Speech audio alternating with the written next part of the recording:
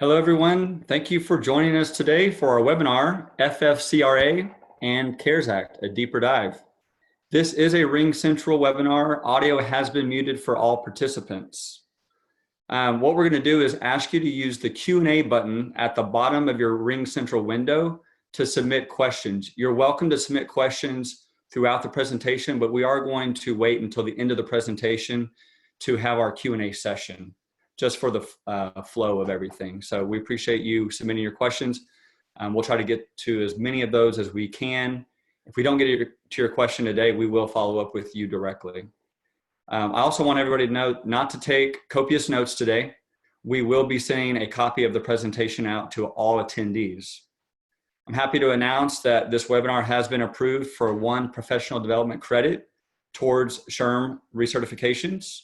The SHRM activity ID number will be provided at the end of the presentation. My name is Terry Ackerman. I'm going to be one of the presenters today. I lead the HR technology and human capital consulting team here at the Encompass Group. Your other presenter is Robert Rich. He's a human capital consultant with the Encompass Group. He brings over a decade of experience and expertise in human capital management, holds several certifications, and I know he's excited to communicate some of this information today, as he definitely has a passion for helping leaders reach their business goals. And one of those things that we need to help our leaders with is understanding compliance and risk. So before we get started today, most of you know who the Encompass Group is, but we were founded almost 2 decades ago as a human capital management company.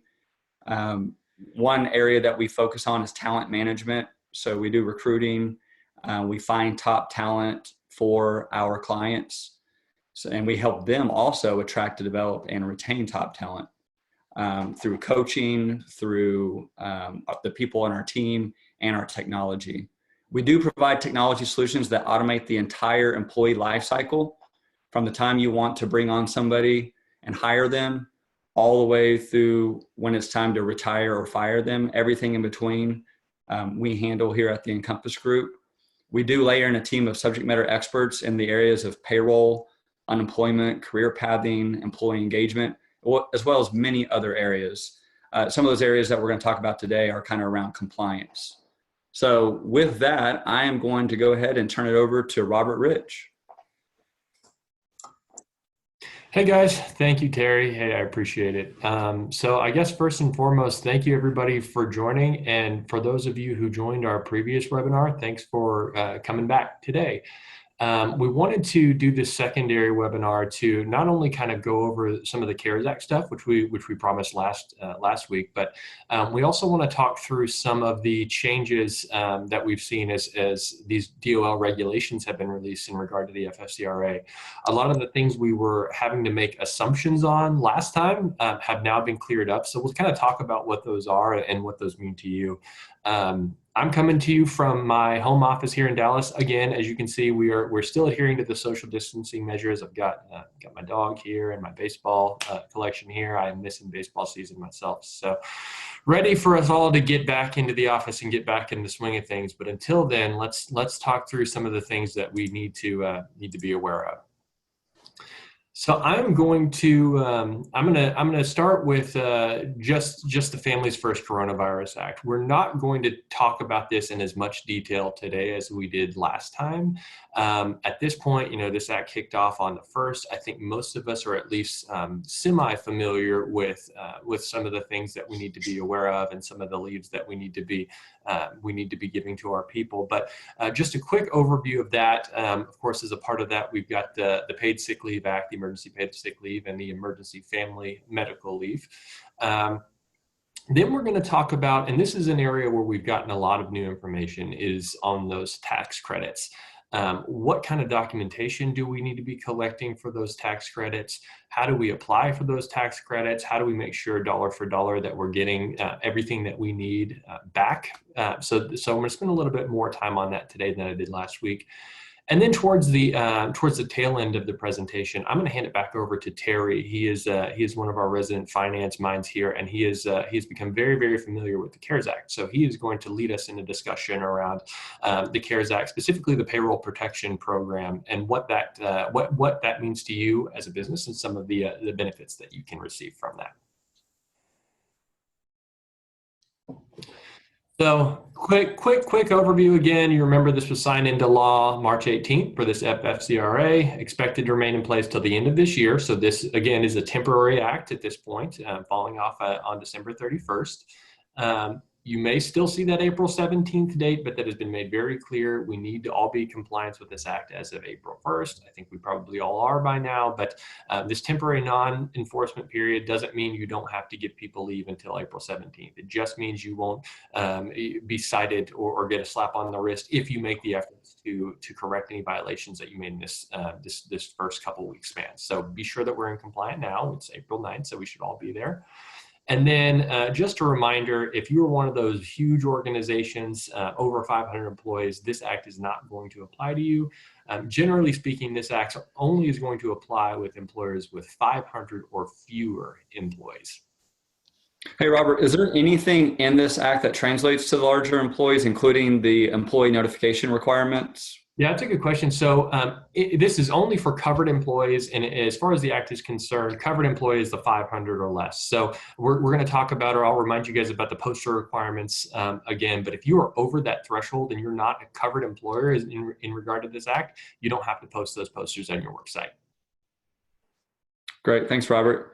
Sure. Why don't you tell everybody a little bit more about the Emergency Family Medical Leave Expansion Act, which people are now referring to as FMLA Plus, which is how we will refer to it throughout the presentation.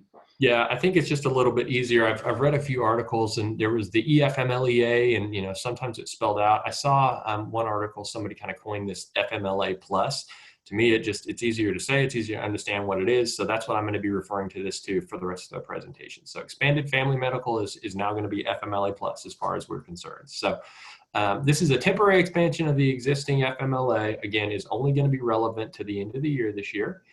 It's got both paid components as well as unpaid components, and we'll talk about those a little bit. Again, employee must be employed for 30 days with an employer, not the 12 months that an employee would need to be with an employer for FMLA. So a little bit different in the service time requirement there.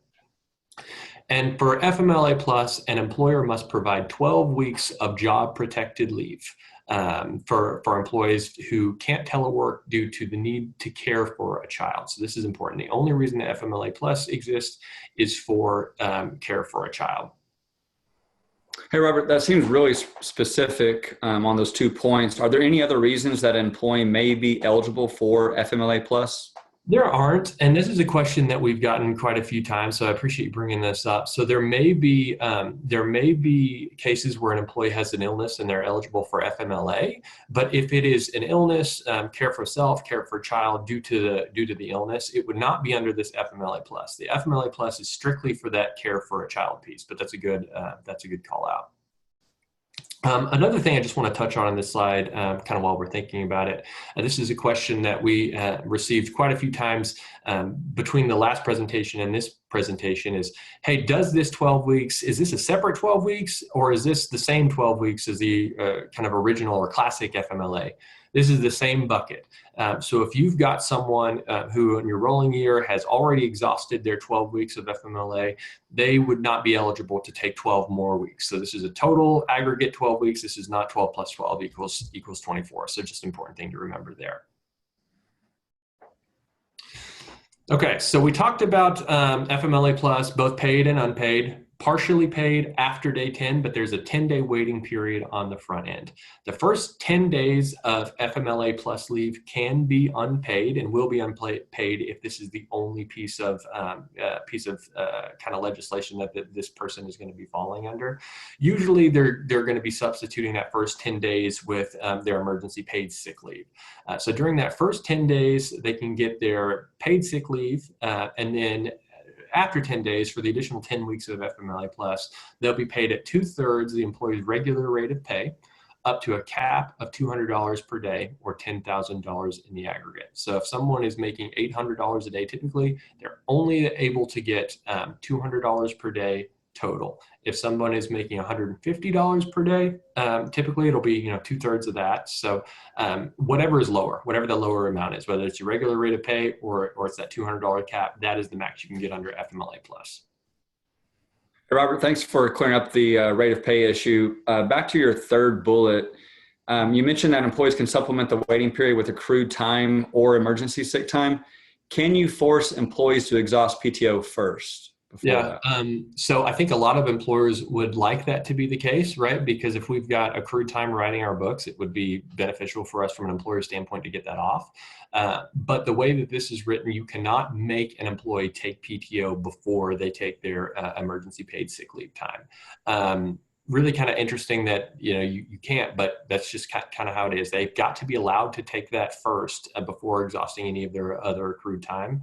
Now, if they would like to take their PTO first, that's something you and the employee can have a discussion about. That's something that you can agree to, but we can't force them to empty those buckets before dipping into that emergency sick time. So, but that's a good transition, Terry. We'll get on to the Emergency Paid Sick Leave Act. Quick review here. So.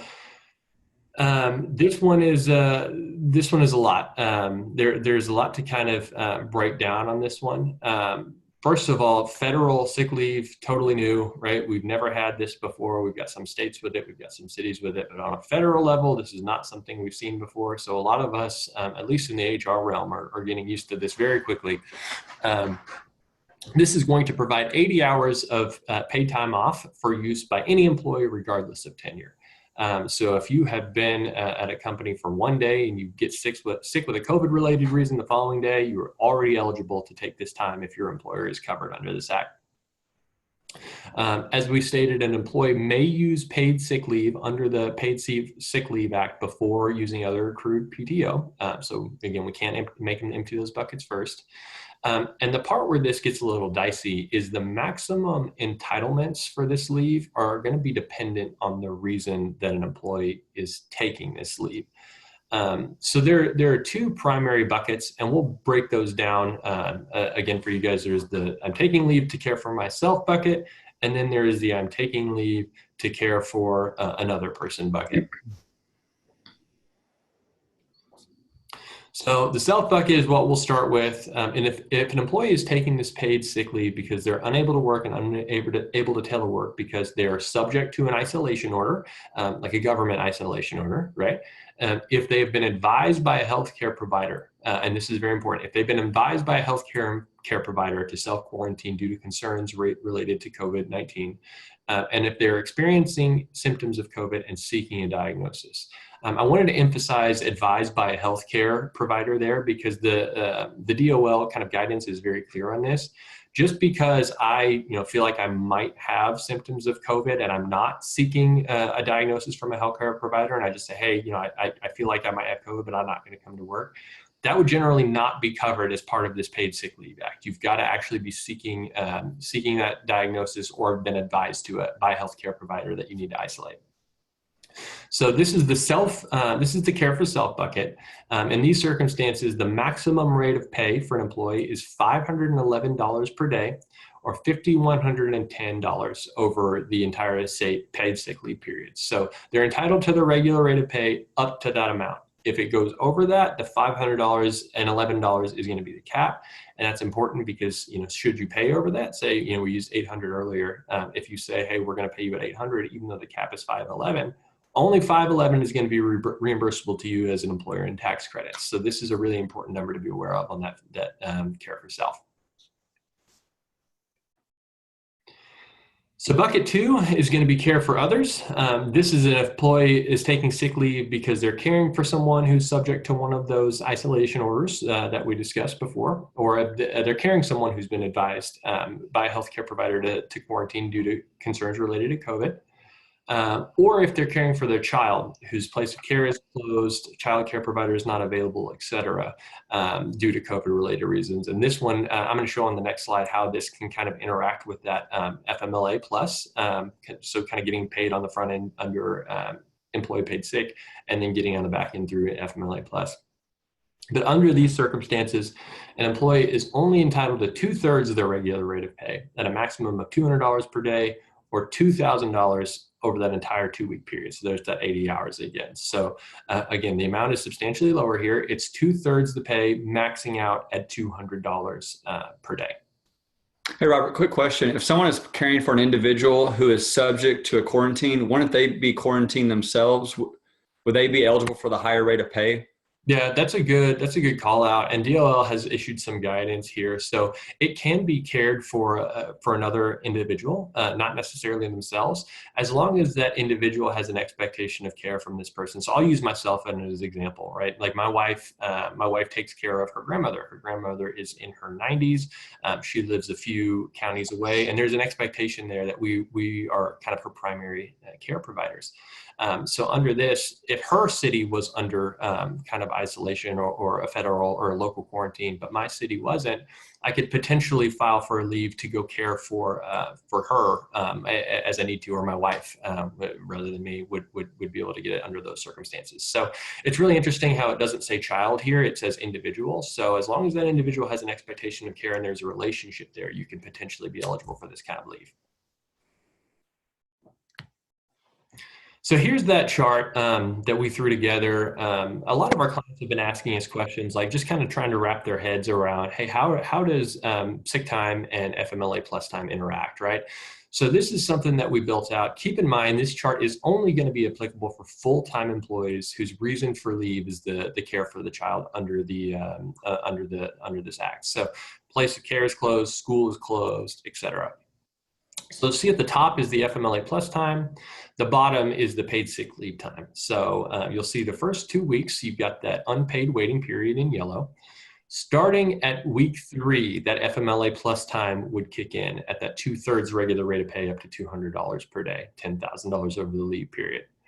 But then you look at the bottom line in red there, that is paid under the Employee Paid Sick Leave Act. So that's, again, 2/3 the regular rate of pay up to $200 per day, up to $2,000 over the total 80 hours.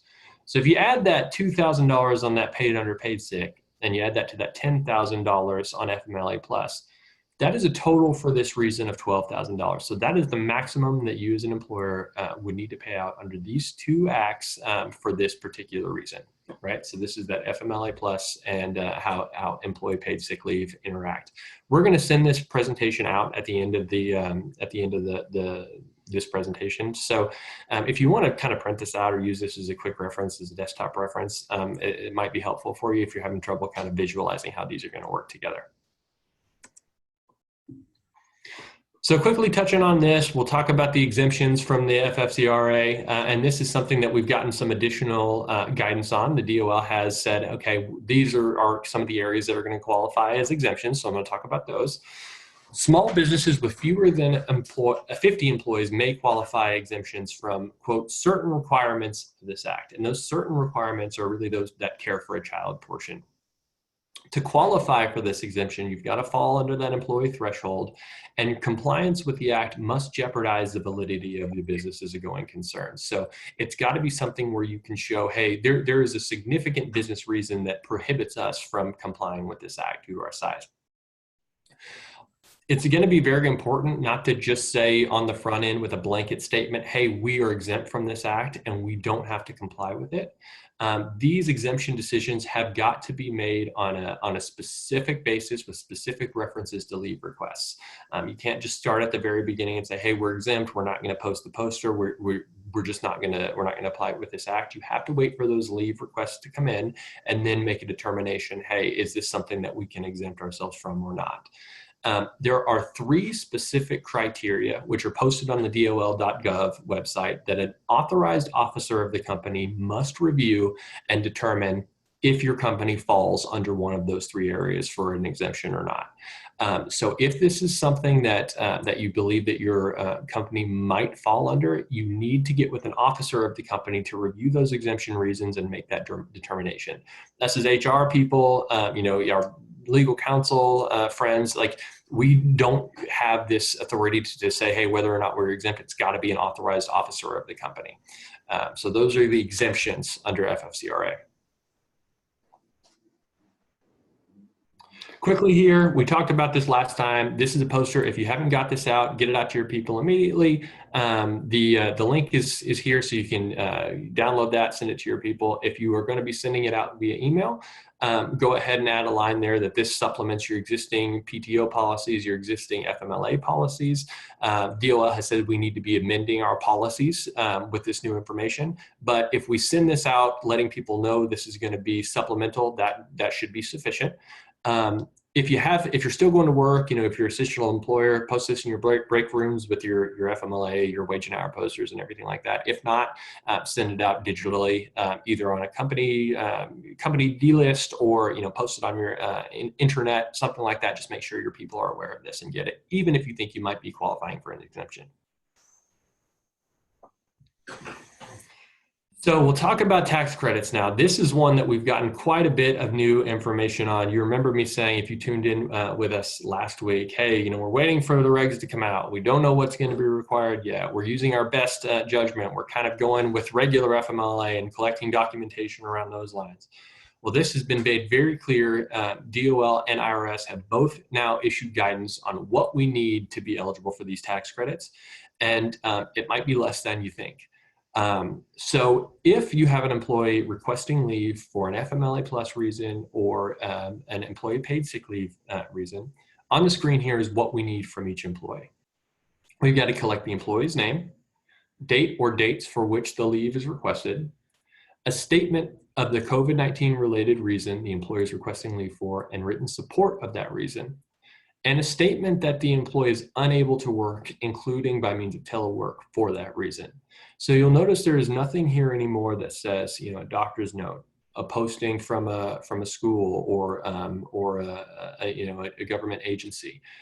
While we still have to provide that information, maybe who the doctor was, or who the healthcare provider was, or what the school was, what the isolation order was, we don't have to actually get physical documentation of those anymore, which from an employer standpoint is going to make it much simpler to get these tax credits and be prepared for those IRS audits, because we don't need to chase down as much documentation, I think, as we thought we might have to.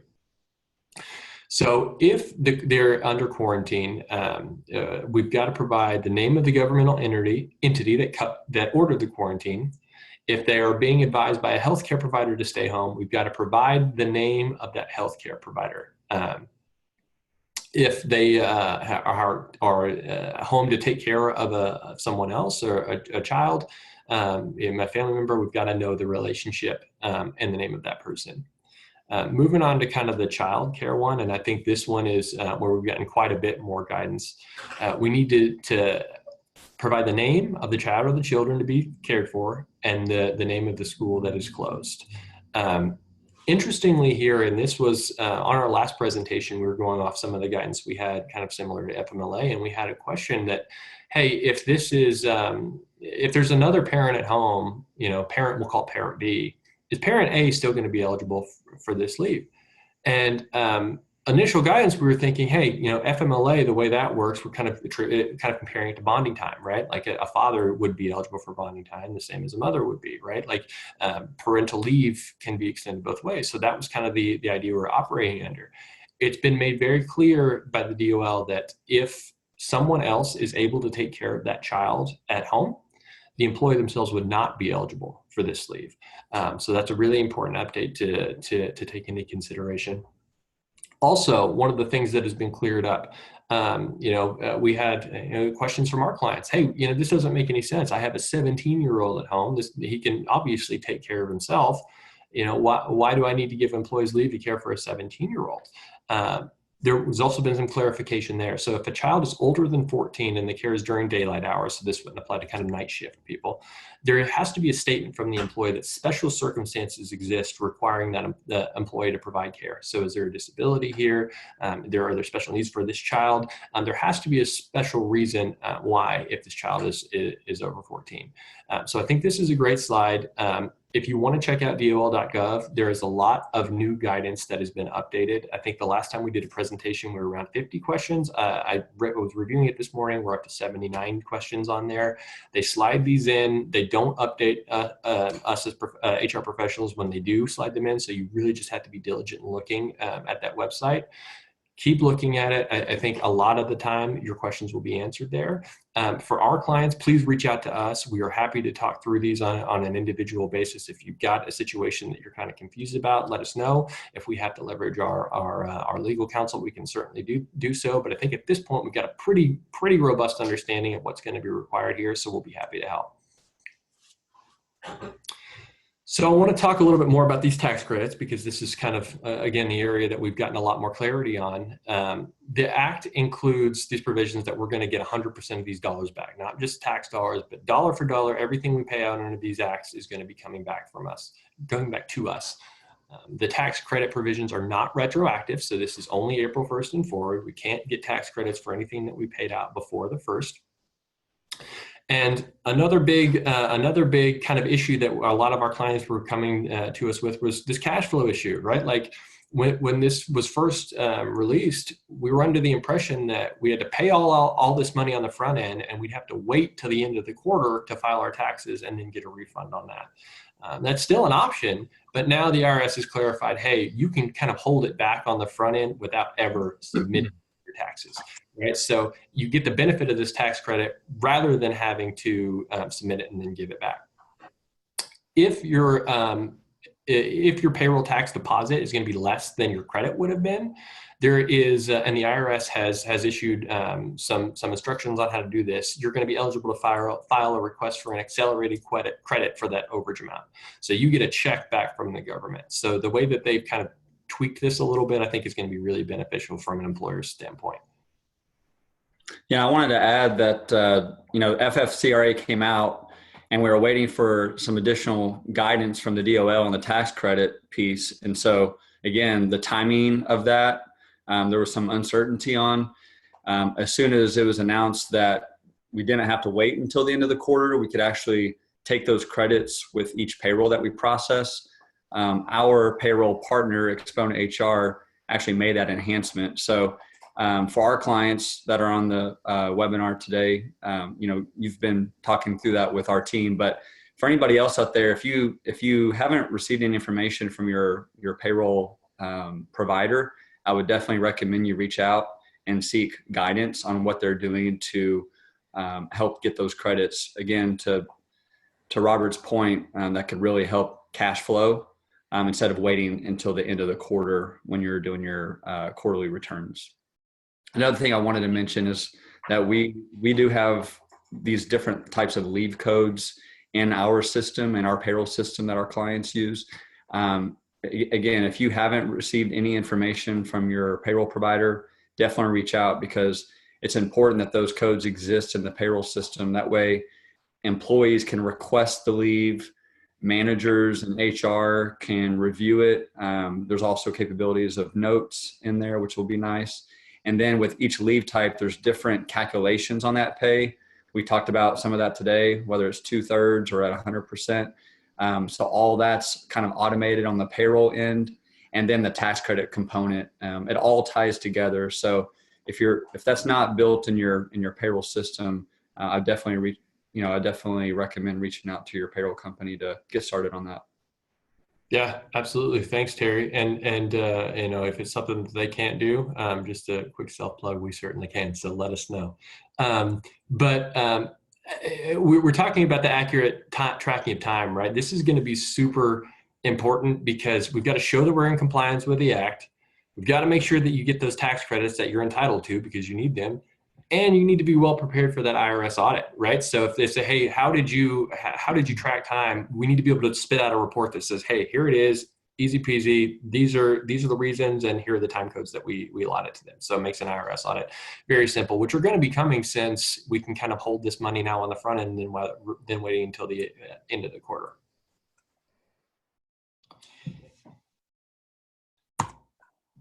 Hang on, guys, my slide is stuck. There we go. Okay, so furloughing employees and unemployment. I want to touch on this really quickly because we've had some changes with the CARES Act coming out, and I'm going to pass it back to Terry to talk a little bit about that in more detail. But if you are going to be making a decision to reduce your employee schedules, so no work is available, even if it's not a full reduction or a layoff, and these, they're working 4 or 5 hours a week, they used to work 40 hours a week, they may still be eligible for unemployment benefits. So if you have an unemployment claims administrator that you work with, please be sure to let them know about these changes so they can help your people get any benefits that they're entitled to more quickly than they would otherwise, right? We need to let them know the employer is not going to be contesting these claims. These are valid claims, et cetera. A lot of the employment kind of guidelines have been relaxed state by state to just make it easier for people to receive some of this assistance during this time. But if you're making these kind of decisions now, what we weren't aware of during the last presentation is now the CARES Act loan eligibility may influence your decisions.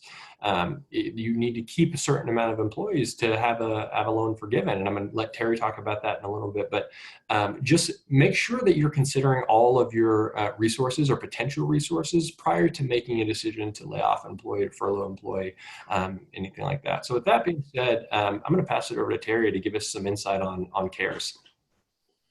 Thanks, Robert.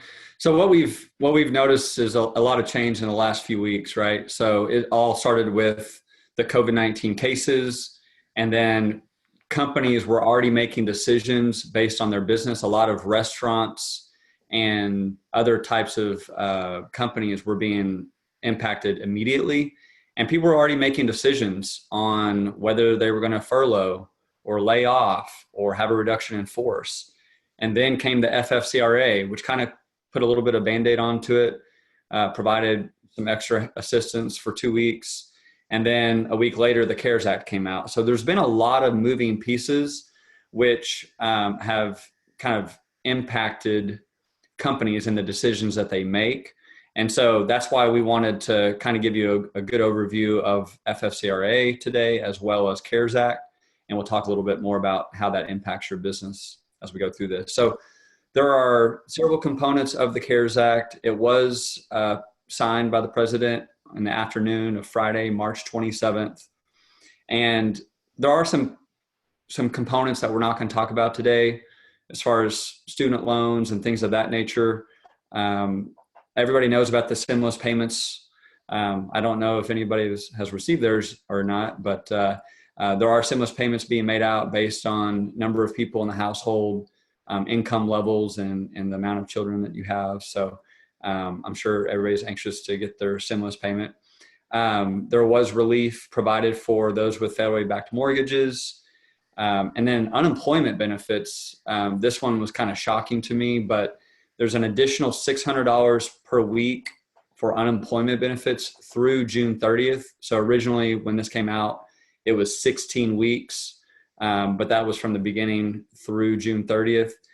So in some cases, former employees of yours that you might have had a reduction in force and you had to terminate, they actually might get a pay raise through June 30th with their existing benefits through unemployment plus the $600 a week. I found that pretty generous, but I know desperate times call for desperate measures. Another thing that was impacted or outlined in the CARES Act is the impact on 401k plans. And we're not going to go into a lot of detail about that today, but we are hosting another webinar next Thursday at 10:30 a.m. Central Time. We have not sent the invitation for that. We will be sending that invitation more than likely on Monday of next week, the Monday after Easter. And we are going to be joined by our partners from Vision Point and the Fenway Group as we discuss the CARES Act and its impact on 401k. And then the last bullet here was the $500 and $500 billion in loans and other investment opportunities for businesses. And the one that we're going to focus on today is the Payroll Protection Program, which allowed $349 billion in loans to businesses. So quick facts about this. This went into effect pretty recently. You could apply as early as April 3rd, but no later than June 30th. I know that a lot of banks are requiring applicants to apply through their website.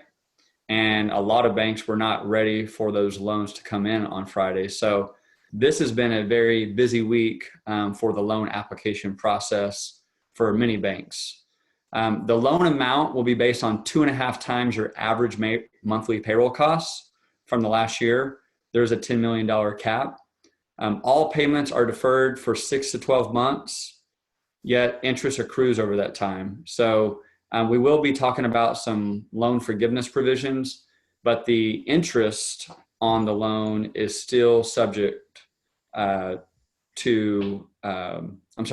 will be interest applied for a brief period of time that's being accrued, and that interest will not be forgiven. The principal amount might be forgiven. There are some parameters that we're going to talk through here in a little bit, but the interest is not. Hey, Terry, just a quick question on the interest. Do you have any insight on what those rates are going to look like? Yeah, that's a great question. When the Department of Treasury first released this information, in their guidelines, they said it was going to be an interest rate of 0.5%. And then a few days later, without any major announcement, it was raised to 1%. And then I was getting information from some of our banker friends that the loan was 4%. So I was a little confused about this, but I did some additional research and found that it is a 1% interest loan. However, for any amount that is not forgiven under these provisions that we're about to talk through, that would actually kick into like a 10-year note with a 4% interest rate. So I would say that the way that I'm interpreting this is that amount of the interest that that's not going to be forgiven regardless, that's going to be at 1%. And then the amount of the principal that's not forgiven is going to be at an interest rate of 4%. And that's that 4%, I'm getting that from several banks. So I believe that's the way that I'm interpreting that. Got it. Thank you. Good question. So who qualifies for the PPP? Small businesses with 500 or fewer employees are eligible. You cannot receive more than one loan through the Paycheck Protection Program. So please note, you can't submit multiple applications. You can't submit one application this week and then another one 2 weeks from now. Also, these next two bullets are very important. Employers that obtain a loan under the Paycheck Protection Program are ineligible for the employee retention credits. Now, we haven't talked about employee retention credits today. There's a lot more guidance around that, and we're happy to provide some resources for that. But I just want to make sure that everybody knows that you can't double dip here. There are some strings attached to the Paycheck Protection Program, not just the amount of interest that accrues over that 6 to 12 month time frame, but also you can't apply for those employee retention credits and get a loan through the PPP. Another thing is that employees that had a PPP loan forgiven are ineligible to defer the deposit of payroll taxes. So that one's a little tricky because you might be in the middle of your loan application process right now and you don't know if it's going to be approved or not, and you're kind of waiting to know if you can actually defer the deposit of your payroll taxes. And then another component is you don't know if that loan is forgiven at this time, because that'll be determined at a later date, which actually we'll discuss on the next slide. Okay. Hey, real quick though, I know we mentioned the 500 or fewer employees for this one. Are there any, like if a business has been hit particularly hard, are there any exceptions to that? Yeah, actually, that's a good question, Robert. So there are a few exceptions to the 500 employee headcount, and it's based on industries, more specifically the retail and hospitality industries. There's some additional language there based on locations, whether it's a restaurant or a hotel, where 500 across the total company is not applied. So there are exceptions to the 500 based on those industries. So just yesterday, there was some additional guidance provided on this loan forgiveness piece, and it was really the first part of this bullet around the 8 weeks. So 8 weeks after the receipt of funds, you must have spent at least 75% on payroll and up to 25% on rent, utilities, and interest on other mortgages in order for the use of the loan proceeds to be qualified as forgivable. So you see the keywords in there, at least 75 and up to 25. So it could be an 80-20 split, but at least 75% has to be on payroll. And again, that is going to be determined based on the use of those funds over the 8-week period once those funds are provided to you. So that was some additional guidance that was provided just yesterday. Again, there's updates to these acts on a continuous basis, and we'll be doing our due diligence to update our clients as necessary. So you might be asking, what are these payroll costs that you're referring to as far as 75%? So payroll costs include salary, wages, commissions, tips are all accounted for with payroll costs. There is a cap at $100,000 on an annualized basis for each employee. So keep that in mind. Other things that will be included are employee benefits for, vacation, family, medical, sick leave. All those things are going to be factored into the calculation. And then state and local taxes are included when determining that loan amount. Now, federal taxes are not included. So your FUTA, your Medicare, Social Security, those are actually excluded from the calculation. Hey, Terry, how do you determine the payroll costs? Is there like a kind of best practice timeline for a look-back period, or how does that work? Yeah, that's a really good question. So most of the information should be in your payroll system. And what we're doing we're actually helping our clients retrieve this information, because it's not as simple as running a payroll register report and providing that report to your bank. There's actually a lot of work that goes into kind of breaking the information out. Like I said, there's some payroll costs that are included, like salary, wages, commissions, and tips. And then there's some that are excluded, like an expense reimbursement, for example, would be excluded. You want to take that out of your report. Same thing with some of the taxes, right? Only state and local taxes are included. And then the 2.5%, there's a calculation of 2.5 times the average payroll. And, we were getting different requests from our clients as we were helping prepare this information for them. And some of our requests that we were getting were the last 12 months. So that would have been like April 1st, 2019 through March 31st of 2020. And then others were requesting calendar year 2019. And there was additional guidance that was provided just yesterday as well, that you can use either or. But I would say probably the bank is probably requesting the information as far as that time frame as well. So, and really I would rely on your banker to kind of assist you through the process, and hopefully you're getting that.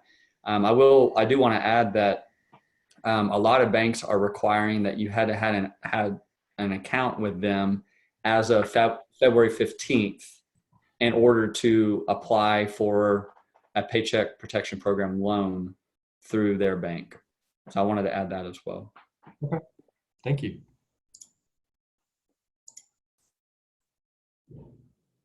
Okay, we're going to continue talking about the loan forgiveness. So earlier, I was very adamant on explaining the difference between the principal amount and the interest.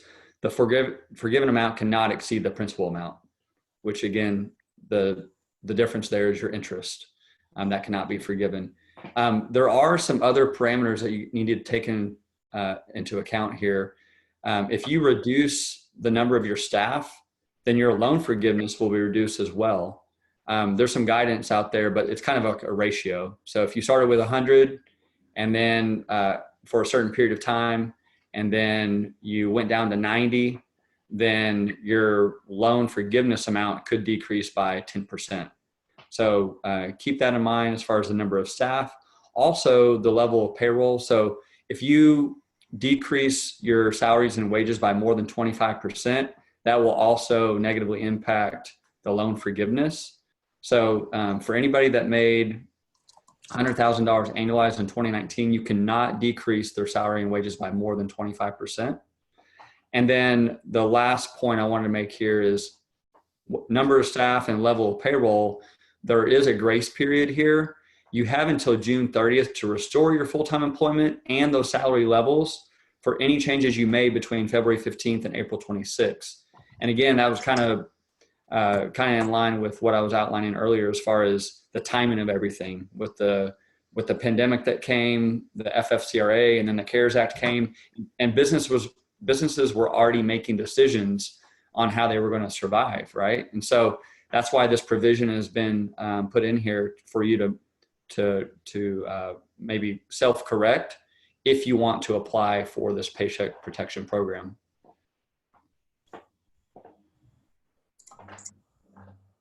And then I wanted to provide some additional information. I have a lot of treasury and banking networks, and based on some of my connections that I have, I wanted to provide 7 steps to a good application. I know we've gotten some questions on this, and instead of just deferring someone to their banker, I wanted to provide this kind of consolidated list of the 7 steps to a good application. I'm not going to go through all 7 steps, but again, as we've stated several times today, we will be providing this presentation out to everyone who attended. So if you want those steps, you will have them very shortly. We are going to move into our Q&A session now. And I want to just a couple of points. I wanted to remind you that we are having another webinar next Thursday at 10:30 to cover the CARES Act impact on 401k. And then also, if you're not an Encompass client and you're interested in learning more about the Encompass Group and how we can help your business, there is information here on the bottom left part of your screen. Please feel free to reach out to us. We are offering a free HR assessment for anybody that's interested. And then I also wanted to point out that the SHRM activity ID number for today is in the bottom right corner. We're going to leave this slide up during the Q&A session, but we will not be distributing that SHRM activity ID number just so that it can't get passed around. So if you'll just write that number down now for your recertification credits, please do so. We are going to start the Q&A session here. Looks like we have a good number of questions, and I'm going to kind of start at the top, and I'll run through these, and I'm sure, Robert, you'll probably be answering most of these, but if we send an employee out for 14 days because they have been exposed to a positive tested person, do they qualify for the FFCRA sick pay? Ooh, this is a good question. And I think a lot of people are having a similar question to this. So the guidance that we've gotten from the DOL has been very, very clear on this. So the answer is kind of, it depends. If this person has been exposed to a positive tested person and they are seeking a diagnosis, or they have been advised by a healthcare provider to quarantine, then the answer would be yes, they would be eligible for the sick pay under the EPSL. Now, if this person has, maybe been exposed or believes they've been exposed and is not seeking that diagnosis, or has not been advised by a healthcare provider to stay home, in those cases, they would not be eligible for the paid sick leave. So this one, it's going to depend on what actions that this person that has been exposed is taking themselves to determine whether or not they're going to be eligible for paid sick leave under this act. Okay, thanks, Robert. Next question. This person would like to know if there's a cap of only 80 hours to use, or is it 80 hours for each paid leave, meaning like one for employee, one for a sick kid, one for child out of school, et cetera?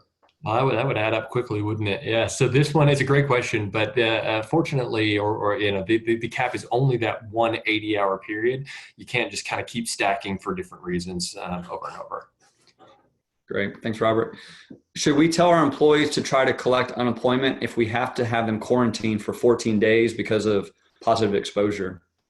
So this one is another kind of, it depends, right? So if this person is potentially eligible for the paid sick leave time, then they would not be eligible to receive unemployment. Now, if you've got someone who has had a positive exposure, I think our best practice would be to recommend that they see a healthcare provider, or at least try to get some kind of confirmation on kind of their exposure from a professional, so that they would be eligible for that paid sick leave. If they have simply been exposed and you as an employer are making the decision to, temporarily suspend this employee from work, and they are not taking any of those actions to kind of seek care or seek a diagnosis, in those cases, it becomes a little bit more iffy. Now, if they're not getting paid, certainly they could test their luck and see if they would get unemployment in those situations. I don't know that an employer we'd be wanting to make that as a recommendation. I think maybe more of a best practice would be if an employer is saying, hey, we have concerns, and the employee is not, seeking diagnosis, not willing to go to the doctor, maybe we put them on a 2-week, maybe a 14-day leave, and we pay them at 50%, or we pay them at, 25% or 75%. I think there are some opportunities for us to get creative there as employers, rather than saying, hey, just go ahead and try to apply for unemployment because we don't want to pay you here. All right. Thanks, Robert. This question came through when we were talking about the Families First Corona Response Act. And is the 500 employees worldwide or just in the United States? Great question. This person has some familiarity with FMLA regulations, I can tell. So very similar to FMLA, this is going to be for your stateside employees. Outside of the United States, if you've got centers in other locations, those do not count to your 500 employee base. Okay, great. All right, so for the next question, for FMLA Plus, if there is a spouse that does not work or already works from home, can the employee be denied FMLA Plus since there is a primary giver at home? Yeah, this is another one that our guidance has changed since our last webinar, so I appreciate this person bringing this one back up. If there is another person available to take care of the child at home, FMLA Plus time can be denied. Now it gets to the point then, like how are we as an employer going to kind of prove that, or is that defensible? I think that's more of a sticky question. So I would advise, reach out to your consultants. If you've got legal counsel, this might be one to kick off with them. But generally speaking, yes, if there's another primary caregiver at home that's capable of caring for the child, an employee is not eligible for FMLA Plus. Okay. Next question. So since they're getting 3/4 pay under the sick leave pay, can they supplement the 1/4 of PTO to get 100% pay?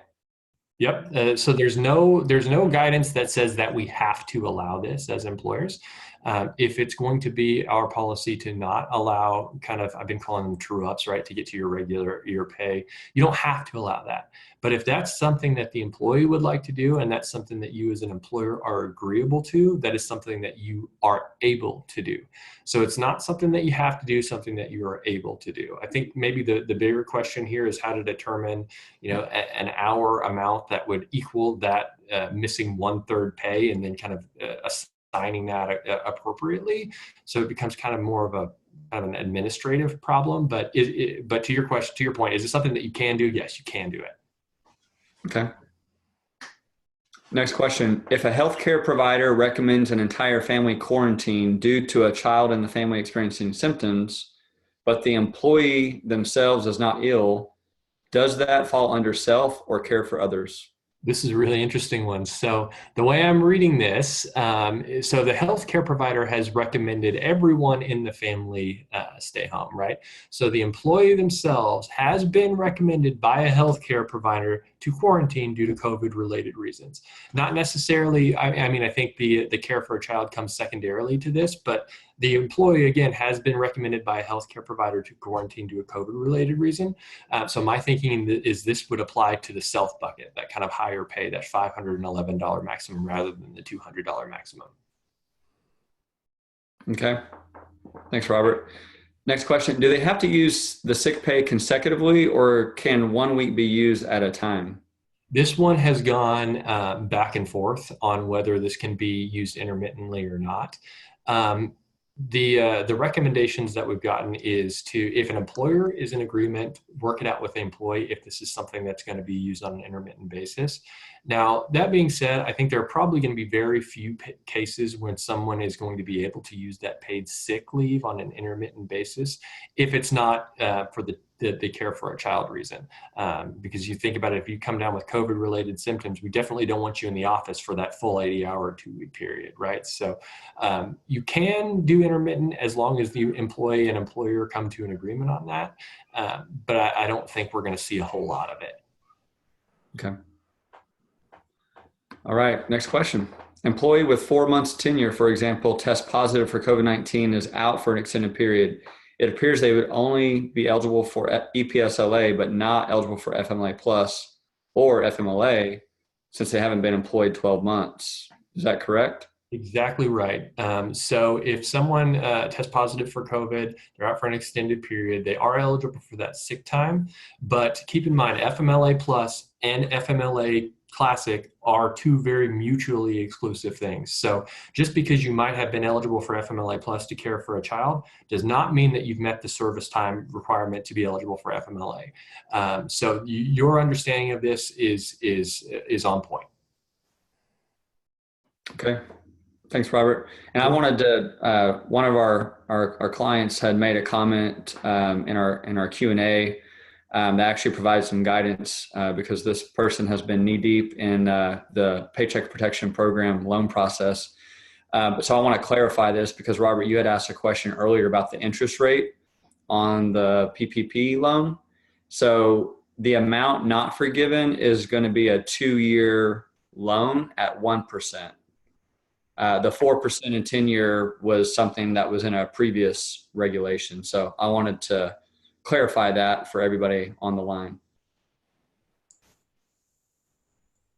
So if you're a security guard company protecting Wall Street buildings, does that apply to exception in the PPE loan under national security companies? I'm not really familiar with the PPE loan. I think it might have meant PPP. Oh, okay.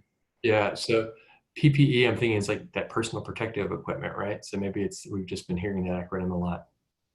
Yeah, and I'm honestly, I don't quite understand the question. So, Robert, are you able to decipher? I don't know the answer to this, but this seems like it's an industry specific question. Like, this is what we do. Can we apply for an exception? Because the exceptions you provided were under FFCRA, so that's what kind of has me confused on You this know what I question. think we do on this one? I have the question asker's name. I actually asked a really good question earlier too. So we'll follow up with this person individually and kind of see if we can get a better understanding, and then we'll field it from there. Yeah, good idea. Thank you, Robert. And we're coming up, it's almost 12 o'clock noon here in Dallas, Texas. We're gonna do a few more questions. And again, if we didn't get to your question, we'll follow up directly with you. But here's one for you, Robert. Question on employees over 100K. If their salary was reduced by more than 25%, not forgivable. I think this is in regard to the loan, and I think that's correct. So if you cut somebody's salary by 50%, you're no longer eligible for that loan forgiveness. Is that correct, Terry? Yeah, question on employees over 100K. So I think the people over 100K are not included in the calculation. Okay. From my understanding. Here's one kind of around payroll process and the time frame of a pay cycle. So if employer is on a semi-monthly payroll cycle, as a result only has 3 pay periods in the 8-week period, how is that treated? I don't think it really matters. I mean, I'm going to go out on a limb and say, I don't really think it matters what your payroll cycle is. Okay, this is related. Again, these questions, I'm trying to decipher if they're FFCRA or PPP related. So I think this one might be the Paycheck Protection Program related. If an employee is on a semi-monthly payroll and as a result has 3 pay periods in the 8-week period, how is that treated? I'm going to go on a limb and say that they're only looking at a specific 8-week period. Even if your payroll register covers 10 weeks or 12 weeks, because it's on a simply monthly payroll, it's only going to look at the 8-week period on the loan forgiveness provision. So you might have to do some manipulation within an existing pay period. That would be my best guess at that. But definitely check with your banker on that one. So we are on the 12:01 Central Time. Robert, are there any other things that you want to add before we log off today? I think that's great. Hey, everybody, I appreciate you logging in. Hopefully you found some value in this. As Terry said, we've got quite a few more questions, so we'll follow up if we didn't get to you. I want to be respectful of everybody's time, so we'll go ahead and end it here. But thanks again for everybody for joining today. Thank you, everybody. Have a great day.